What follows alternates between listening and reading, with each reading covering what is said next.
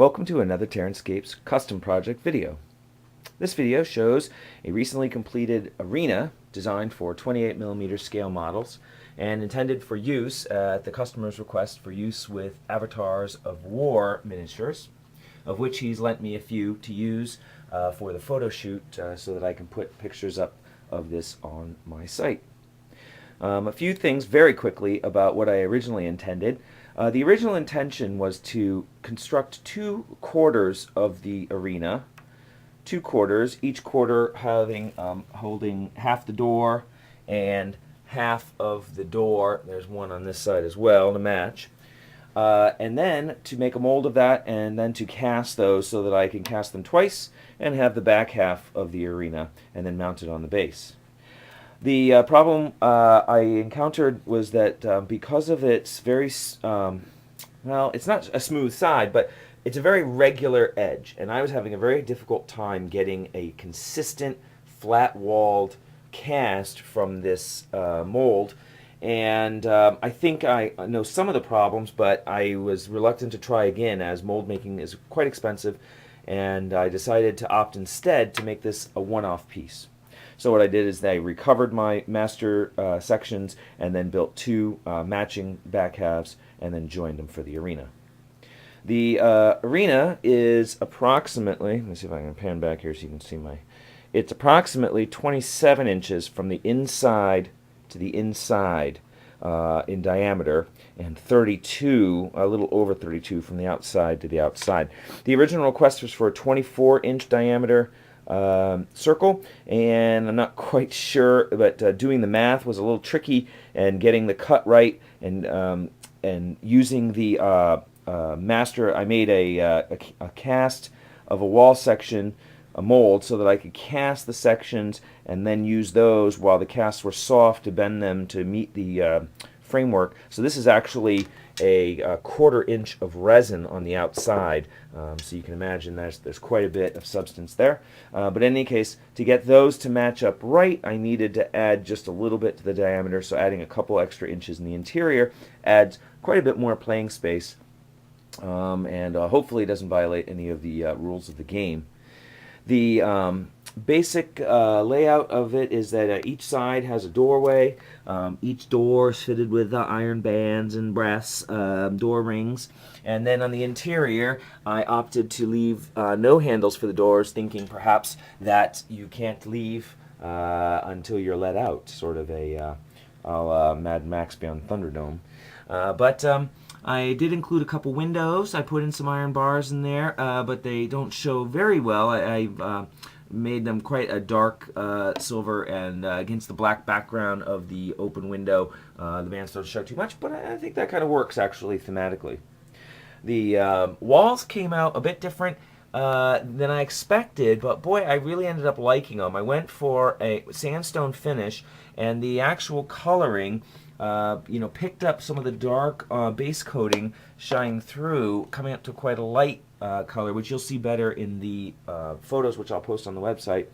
And it gives it a very earthen interior, which contrasts, very warm colors in the interior, which contrasts quite nicely with the very cool exterior stonework. And I really was unsure about doing the top walkway. I wanted to have a walkway so that miniatures could observe the combat from up above, and so this way miniatures can look on as they wait for their turn to enter, and then adding in a doorway so that in theory you can imagine that there are walkways carried within the walls, stairs leading up, without adding any undue real construction effort to the project, as it was already a fairly laborious project. The walls are mounted on 3/16" hard. Actually, this is actual plywood. I had some plywood, 3/16" plywood that I used for this, and I added just a couple small blood stains. Nothing really fancy. I didn't want to get too busy with it, as you might imagine things are picked up in between combats, and really, I'm going for a generic form that if people wanted to dress up with, bits and treasures and whatnot to match their general factions or armies, that they could do that on their own, hanging banners from the side, something like that. These were all options for the end user. A couple other quick things. I tried to, as I mentioned in my previous video about the early construction, I wanted to try to have the seams for the, this is a style raised texture plastic embossed sheeting, that's what they call it. And I wanted to have the seams, be a little bit more indistinct. And I'll be honest, it was pretty hard to seam them perfectly. So I opted to add a little bit of debris at a couple spots, sand, I don't know, just general detritus. But of course I didn't want to put up, actual beer bottles or kegs or, the things that onlookers might actually use. Partly, again, for fear that they would be knocked off in transit use because they won't have a very good bond to this, or that they add quite a bit of labor. So I just opted for a little bit of a slightly, very light rubble appearance with a little bit darker stain. And it kind of helps to tie in some of those rough spots and take your eye off of looking at the small details. And I think overall works pretty well.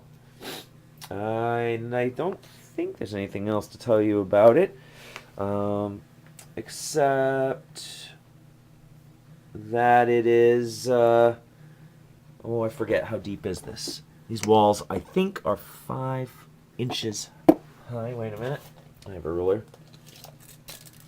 Give you a sense here. Ah, I see.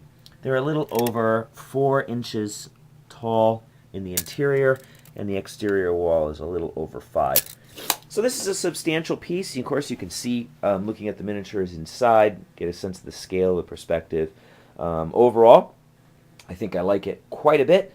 Certainly learned a lot about what I can and cannot do with molds, and look forward to similar projects a little ways down the road. So hopefully you've enjoyed this video. If you're interested in seeing high-quality photos of this on the website, you can always go to TerranScapes.com, and you can see those photos once they get posted within a day or so, as well as all the other custom projects that I've completed to date. And I will not be accepting any more custom work requests for the balance of this year, as I already have a fairly extensive waiting list to work through, and a callback list for people that I've sort of put on the back burner. So if you're interested in custom work, you'll have to wait until next year, but I will be posting videos of the custom work that I have slated for the upcoming rest of the months for this year, so keep your eye tuned for those a little bit later.